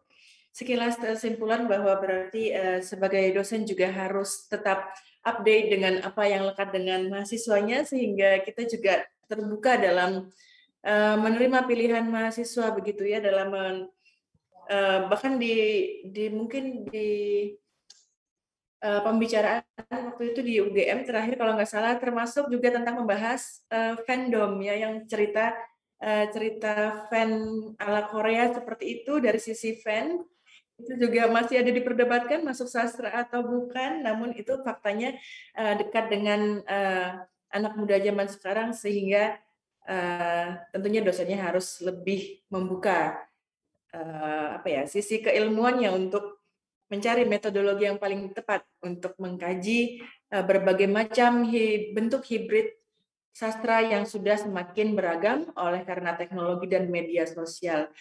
Begitu, kita sekarang beralih kepada sesi tanya jawab.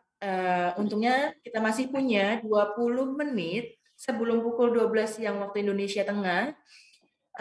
Jika ada peserta luar, ya, peserta yang online, boleh langsung raise hand.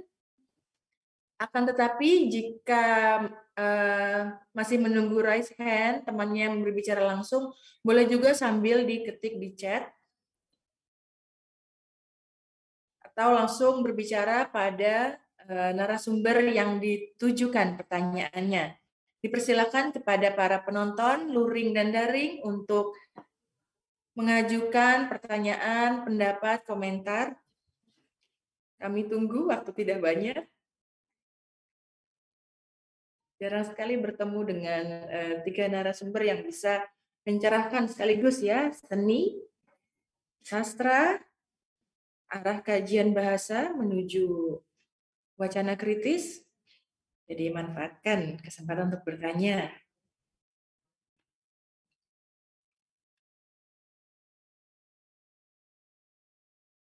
Atau sama, oh ya, silakan Pak Aris Utomo, sudah raise hand, silakan di-unmute. Sebutkan nama, kemudian kepada siapa Anda bertanya. Terima kasih. Baik, selamat pagi ya menjelang siang. Nama saya Aris Utomo dari Universitas Mula Warman. Saya ingin bertanya dengan Romo Haryatmoko ya, terkait analisis wacana kritis ya. Ini salah satu kajian yang sangat menarik menurut saya ya. Tadi Romo Haryatmoko sempat menjelaskan terkait neologisme ya, istilahnya artinya adalah berkaitan dengan kata-kata baru yang diciptakan ya di dalam suatu masyarakat. Nah, terkait neologisme di sepanjang era pandemi ini tentu banyak sekali yang kita temukan ya. Bahkan ada makna kata lama yang bergeser maknanya gitu. Nah, bagaimana kedudukan dari analisis wacana kritis ini terhadap neologisme itu di saat era pandemi ini? Tentu hal ini kan menjadi suatu masukan juga bagi kita sebagai akademisi menyikapinya. Nah, di tengah era pandemi ini. Gitu aja Pak, buat Romo. Terima kasih. Terima kasih atas Mas Aris Utomo. Bagaimana Romo, bisa langsung ditanggapi? Terima kasih. Jadi neologisme itu bisa positif, bisa negatif. Itu positif sejauh mampu menjelaskan sesuatu masalah. Ya, sejauh mampu menjelaskan suatu masalah. Tetapi menjadi negatif kalau itu justru tidak menjawab masalah, tapi hanya memberi kata baru terhadap masalah. Ya, saya memberi contoh sederhana Pak Aris. Ya, saya itu pernah cerita ketemu dokter teman saya. Saya tanya, itu apa ya sebabnya, itu penyebab dari apa? Kalau flu perut itu ada tidak ya? Kenapa sih itu? Dia menjawab, oh iya itu namanya patologi intestinal. Wah, saya kan terkesan, wah luar biasa patologi intestinal. Setelah saya baca di kamus itu, patologi itu artinya sakit, intestin itu artinya usus besar atau perut. Jadi hanya sakit perut. Jadi dia tidak memecahkan masalah apa-apa, hanya mengganti kata asing supaya kita puas dengan penjelasannya. Gitu. Nah, bahaya neologisme itu Pak. Jadi memberi kata baru seakan-akan memecahkan masalah, padahal itu hanya kata lain dari masalah. Gitu loh. Itu banyak dilakukan ilmuwan, dan juga agamawan ya.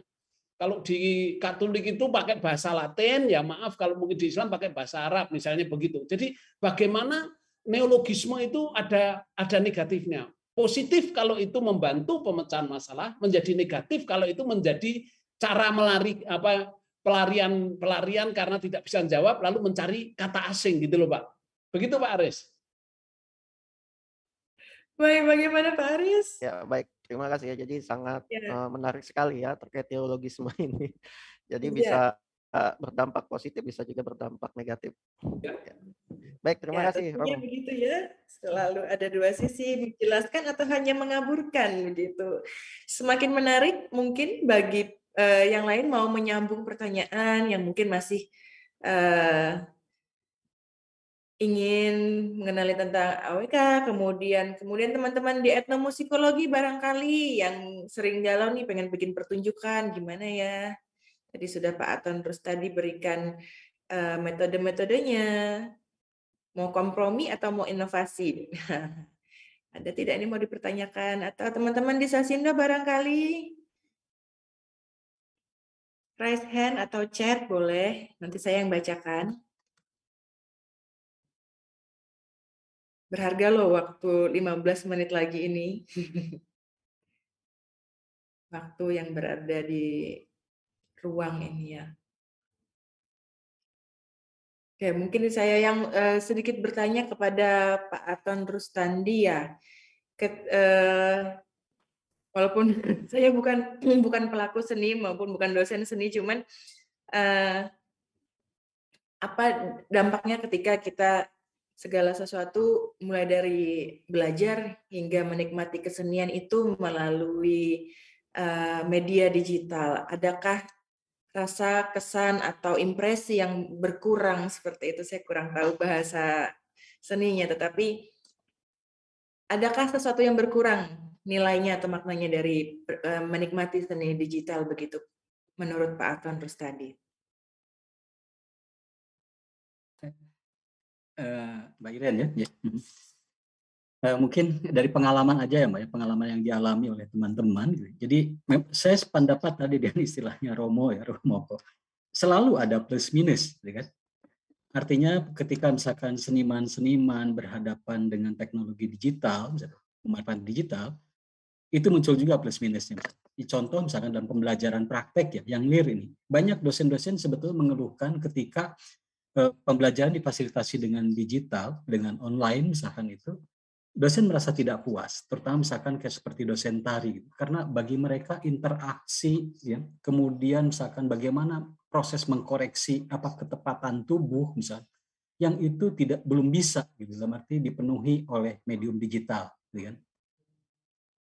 Hal yang lain juga sama di beberapa dosen praktek karawitan maupun itu, mereka sangat membutuhkan justru interaksi langsung, gitu.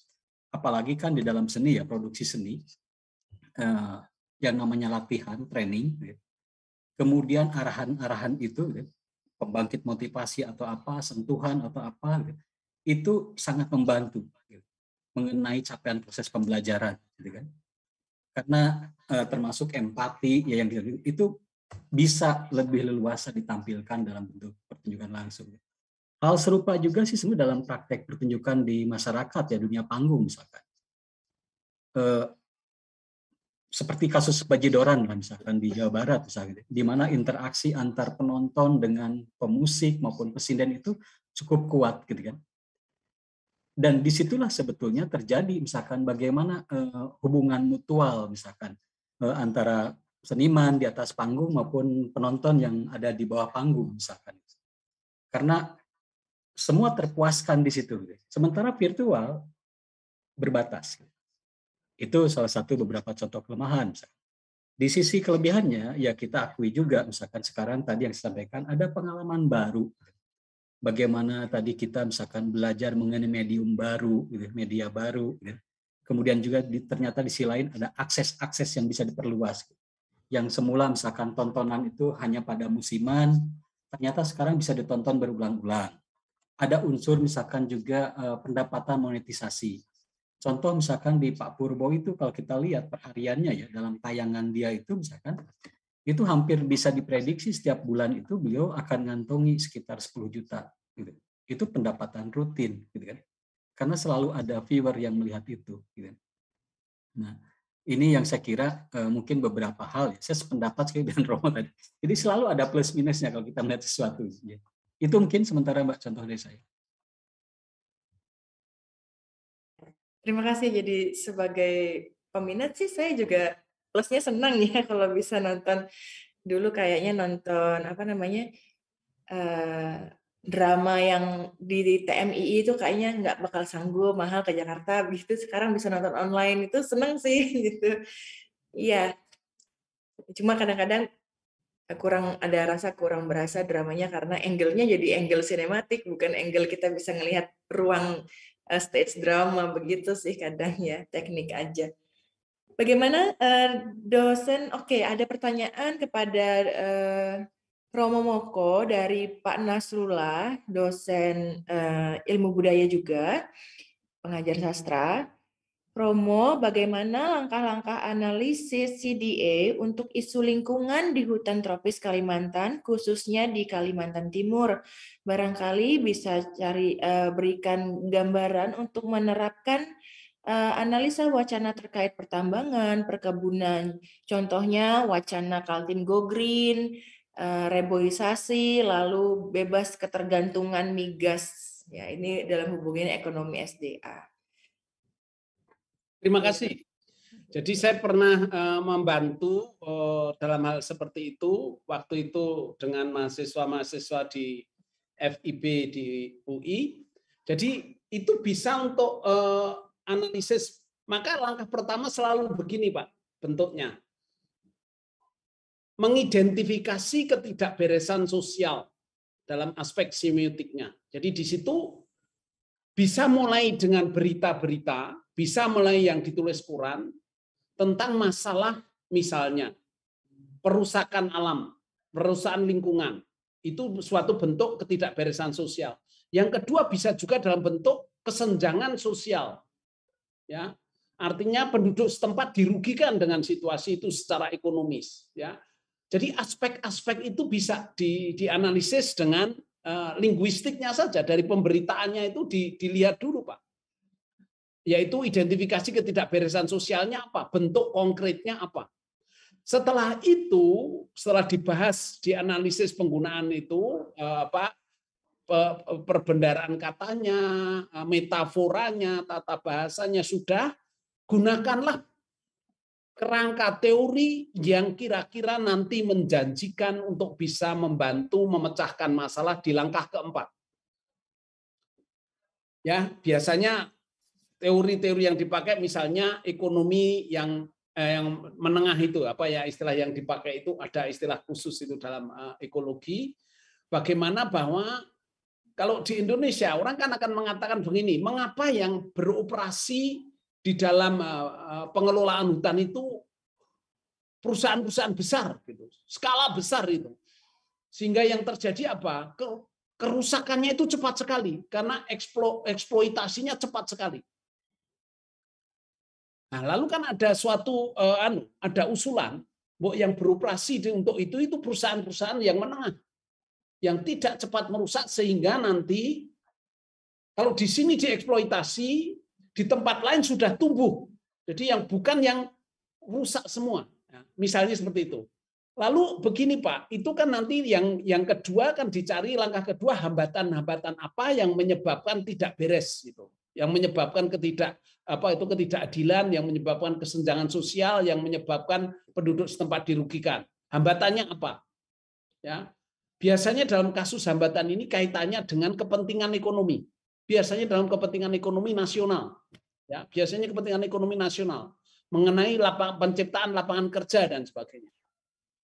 Setelah hambatan itu diketahui, yang ketiga, apakah tatanan sosial menghendaki ketidakberesan sosial? Artinya, sistem ekonomi, sistem sosial yang berlaku ternyata itu yang menyebabkan orang membiarkan perusahaan-perusahaan multinasional yang besar itu mengeksploitasi.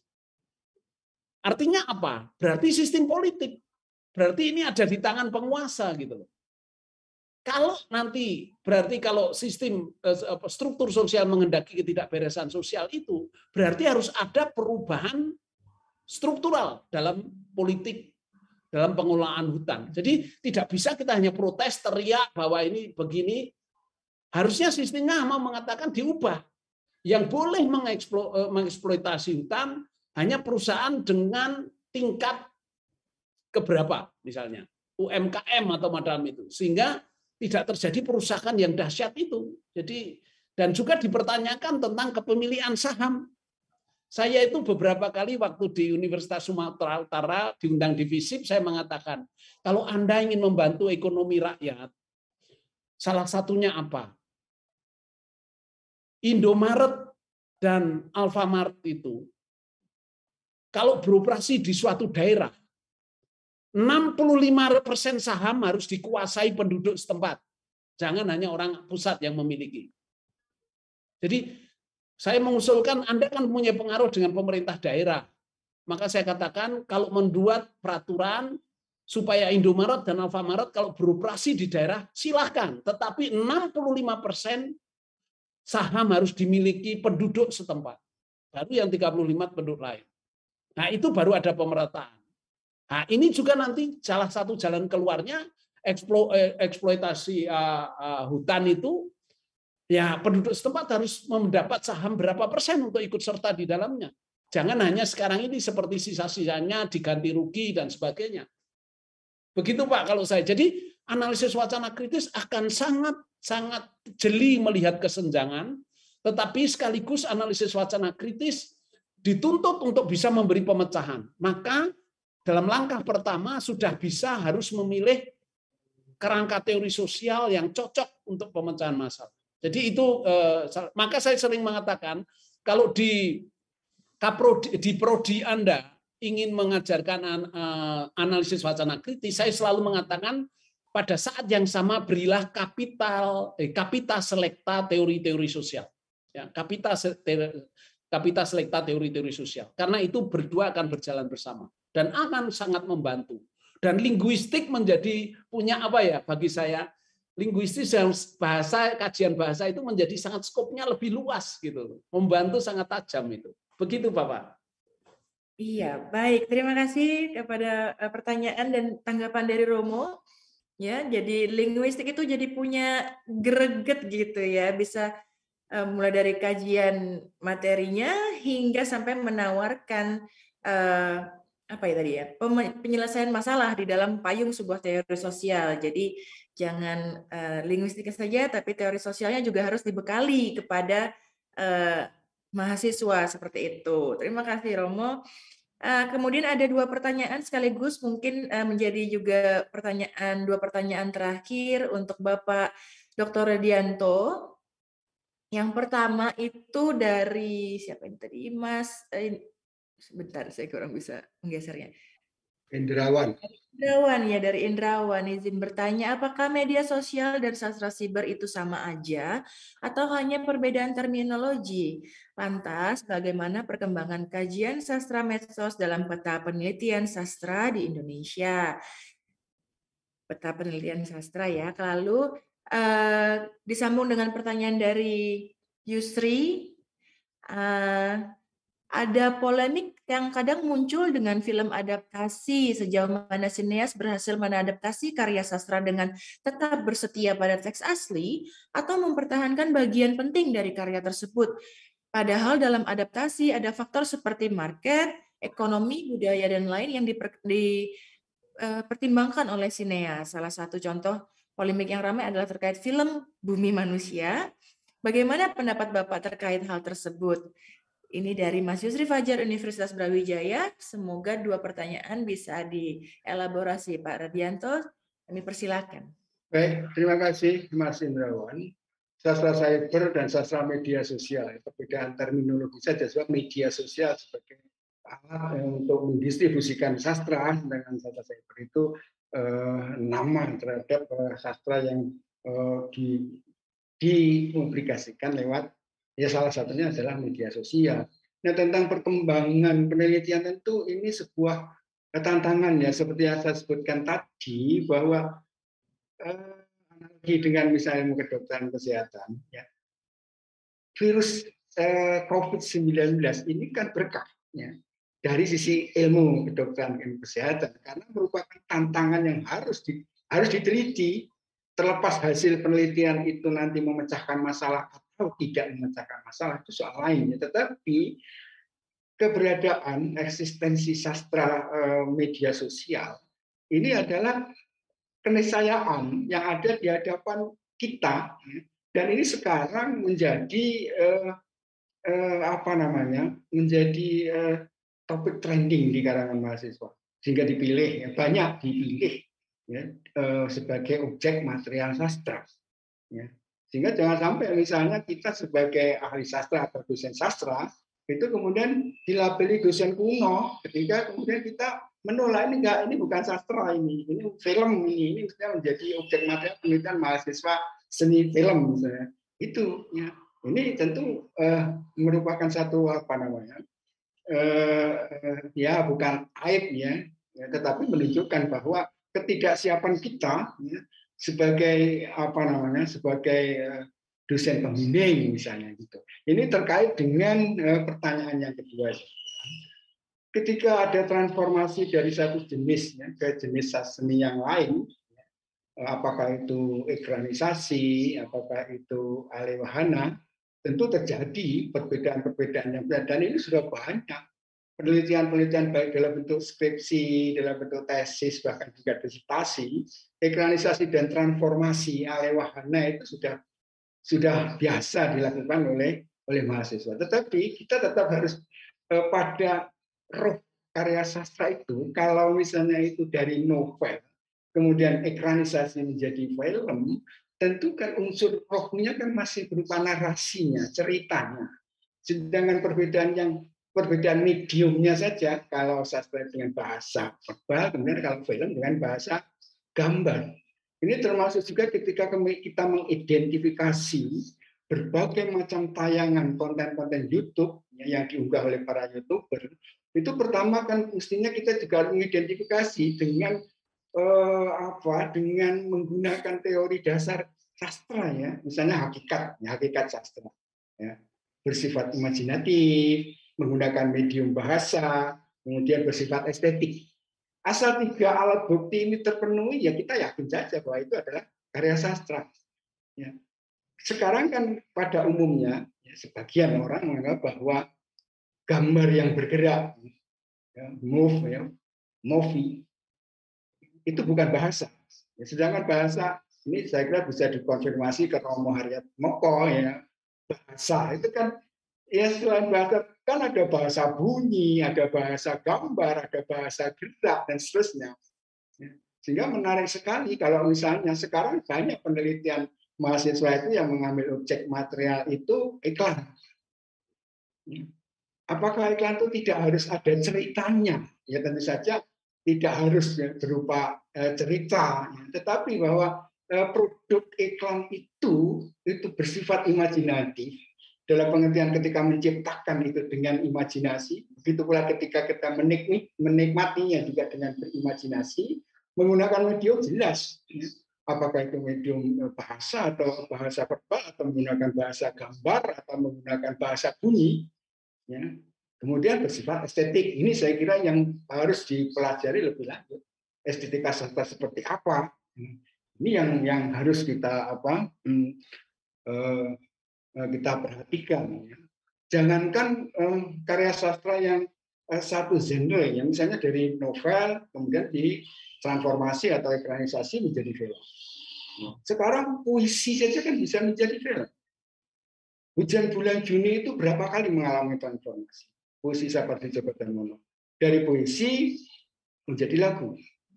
Kemudian dari lagu menjadi film. Ya. Dan ini sebenarnya merupakan salah satu untuk memperpanjang eksistensi dalam lintas generasi sebenarnya. Ya. Mengapa mahasiswa sekarang itu lebih sedikit yang mengenal nama-nama misalnya Budi Dharma misalnya dibanding Sapardi. Karena karya-karya Budi Dharma itu tidak diversifikasi menjadi alih wahana, menjadi melalui transformasi ke jenis kesenian yang lain. Ya.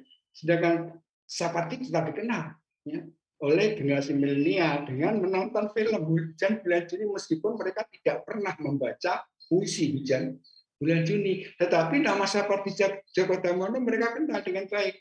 Gitu. Ya. Ini saya kira yang harus kita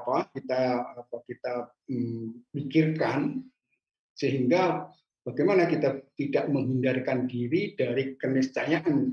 Ya, munculnya begitu banyak tayangan-tayangan di media sosial. Pertama, mengidentifikasi apakah ini karya sastra atau bukan, sehingga bisa menjadi objek material penelitian sastra. Saya kira dengan demikian orang ya sekaligus juga akan bisa membedakan apakah ini tayangan ini, ya, konten YouTube ini imajinasi atau faktual. Ya.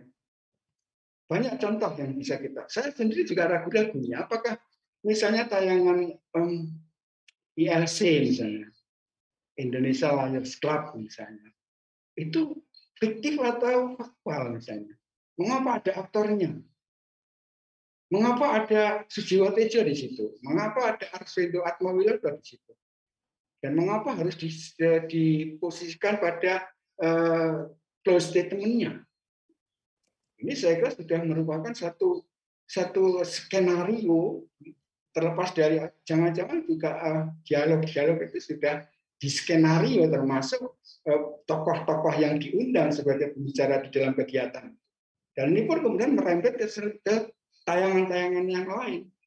Ini saya kira yang perlu mendapatkan perhatian. Terima kasih. Baik, terima kasih. Masih ada 5 menit, tapi bisa dielaborasi dengan singkat mungkin kepada Pak Aton ya, pertanyaan titipan dari teman kami etnomusikologi FIB tentang, ya tadi kan Pak Aton sebenarnya sudah membicarakan bahwa kita masih dalam pandemi, sebab itu pascanya di dalam kurung. Tapi tetap ada unsur optimis begitu ketika sudah tidak harus pakai masker lagi dan segala macam. Bagaimana tentang seni pertunjukan setelah ini? Apakah kita akan stay virtual atau karena dia murah dan praktis, atau bagaimana ke depannya gitu, Pak? Ya, berangkat dari pengalaman yang ada ya, sebetulnya ketika pembatasan itu dikurangi, sebetulnya kan beberapa masyarakat sudah mengembalikan itu ya. Di Jawa aja misalnya di Karanganyar misalnya sudah ada peristiwa-peristiwa pertunjukan langsung ya, yang kembali lagi. Tapi di sisi lain dunia virtual tetap juga. Jadi kalau saya sih berpikir kembali ya ke isu awal yang saya tawarkan dengan konsepnya Murphy itu ya, tentang maksimisasi itu ya. Artinya konformitas maupun inovasi seharusnya itu bisa menyatu gitu ya. Bisa dikerjakan salah satu atau mungkin dua-duanya sekaligus dikerjakan. Itu terima kasih. Iya, ya kemarin saya juga mendapat kayak cerita dari teman-teman di ruang rupa, kayak kebanjiran order, begitu sudah boleh ini boleh itu, rame-rame bikin panggung ya. Di panggung itu tetap esensial, hanya saja tadi untuk memaksimalkan ruang virtual juga tidak boleh disia-siakan untuk menjaga audiens yang lebih luas, begitu ya Pak Aton ya. Ya, demikian untuk jawabannya Mas Ari Setio yang mendengarkan di sesi luring. Semoga bisa mencerahkan untuk bentuk-bentuk dan kajian pertunjukan ke depannya, tetap dengan dunia virtual dan offline online ataupun augmented reality apalah itu. Sekarang saya juga sekaligus mengucapkan terima kasih kepada ketiga narasumber atas masukannya begitu kompleks dari banyak kajian bidang yang juga mencerahkan minat-minat kajian kami, juga untuk membuka wawasan kami mengenai metode-metode penelitian, objek penelitian yang bisa akan selalu kami perbaharui untuk mahasiswa kami tentunya di Fakultas Ilmu Budaya Universitas Mula Warman. Dengan demikian, saya Jonathan Irene Sartika Dewi memohon undur diri. Kami sekarang akan melaksanakan istirahat isoma. Sudah begitu di waktu Indonesia bagian tengah. Kepada para narasumber, boleh stay, boleh ikut di room, atau boleh melanjutkan kegiatan lainnya jika mengajar. Terima kasih. Di lain kesempatan bisa bertemu virtual, bisa bertemu langsung, akan lebih menyenangkan seperti itu. Nanti kita akan kembali lagi di ruangan ini bagi teman-teman yang online jam 1 Indonesia Tengah, berarti sekitar jam 12 di Jawa, atau malah jam 2 di waktu Indonesia bagian timur, ya. Sembari menikmati sajian selingan, bisa melakukan kegiatan dan akan dipandu kembali oleh MC untuk dibagikan breakout room-nya menuju pemakalah di setiap ruangan. Begitu, nanti breakout room akan dibagikan oleh MC melalui operator. Demikian saya tutup, pamit. Sampai jumpa di sesanti keempat. Pak Redianto, mudah-mudahan bisa ketemu Pak. Ya, salam. Mohon izin live.